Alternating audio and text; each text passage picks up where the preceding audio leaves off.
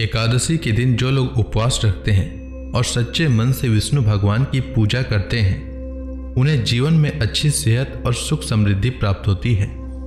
इस दिन भगवान विष्णु को पीले पुष्प, पीले वस्त्र और हल्दी मिला हुआ जल अर्पित करने से मनोकामना पूर्ण होती है। एकादशी की शाम को तुलसी पूजा करनी चाहिए। तुलसी माता के समक्ष शुद्ध घी का दीपक जलाएं और ओम नमो भगवते वासुदेवाय मंत्र का जाप करते हुए तुलसी माँ की 11 बार परिक्रमा करें। ऐसा करने से आपका आर्थिक स्थिति मजबूत होगा।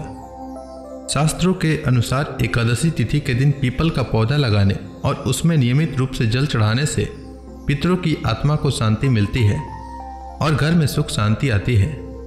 साथ ही एकादशी के दिन गरीब लोगों को पीले वस्त्र, अनाज और फल दान करना चाहिए। अभी पौष माह चल रहा है और इस माह के शुक्ल पक्ष में पड़ने वाली एकादशी को पौष पुत्रदा एकादशी के नाम से जाना जाता है। आइए जानते हैं पौष माह के शुक्ल पक्ष में पड़ने वाली एकादशी यानी पौष पुत्रदा एकादशी के शुभ मुहूर्त के बारे में। पौष मास के शुक्ल पक्ष की एकादशी तिथि की शुरुआत 9 जनवरी को दोपहर 12:22 से होगा और एकादशी तिथि का समापन 10 जनवरी को सुबह 10:19 तक होगा। पौष पुत्रदा एकादशी व्रत 10 जनवरी दिन शुक्रवार को रखा जाएगा।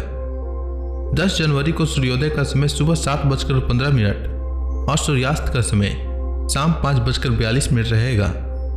ब्रह्म मुहूर्त इस दिन सुबह 5:27 से सुबह 6:21 तक, अभिजीत मुहूर्त दोपहर 12:08 से लेकर दोपहर 12:50 तक, विजय मुहूर्त दोपहर 2:13 से लेकर दोपहर 2:55 तक और गोधली मुहूर्त शाम 5:40 से लेकर शाम 6:07 तक रहेगा। पारण तिथि के दिन यानी 11 जनवरी को द्वादशी सुबह 8:21 तक समाप्त हो जाएगी।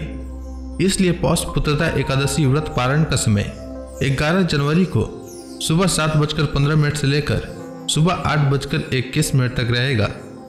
व्रती को इसी समय व्रत का पारण करना चाहिए। आइए जानते हैं पुत्रदा एकादशी की पूजा विधि के बारे में। एकादशी का व्रत 10वीं तिथि की शाम सूर्यास्त के बाद से ही शुरू हो जाता है और एकादशी का व्रत द्वादशी तिथि पर समाप्त होता है। इसलिए पुत्रदा एकादशी के व्रत के दौरान व्रत नियम का विशेष ध्यान रखना चाहिए। 10वीं तिथि पर सूर्यास्त से पहले भोजन कर लें। इस दिन तामसिक भोजन से परहेज करें और सात्विक और हल्का आहार लें। एकादशी के दिन सुबह जल्दी उठकर स्नान करना चाहिए। फिर व्रत का संकल्प लेते हुए भगवान विष्णु से कहना चाहिए कि हे जगत के पालनहार भगवान विष्णु, आज मैं एकादशी का व्रत रख रहा हूँ। मेरा यह व्रत निर्विघ्न पूरा हो जाए, इसकी शक्ति प्रदान करने की कृपा करें।